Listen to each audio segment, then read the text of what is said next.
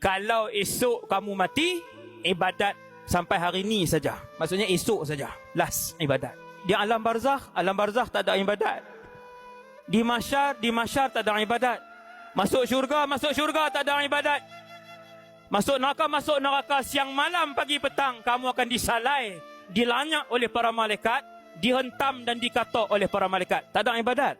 Kalau esok adalah ajal kamu, bermaksud esok hari terakhir kamu bertemu dengan solat buat selama-lamanya.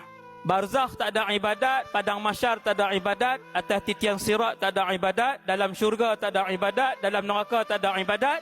Ustaz, maksudnya kalau mati malam ni last, mati malam ni yang terakhir. Allahu Akbar. Allahu Akbar kabira, walhamdulillahi kathira, wa subhanallahi bukratan wa asila. Itulah lafaz terakhir kita kalau malam ni kita mati. Kenapa orang soleh ahli ibadat menghabiskan masa mereka dengan ibadat?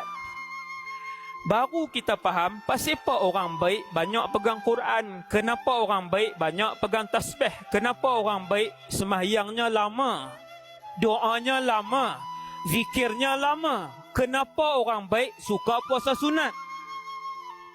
Kenapa orang baik al-muhsinun bila bersedekah kerap bersedekah? Kenapa? Sebab mereka faham selepas mati tiada ibadat.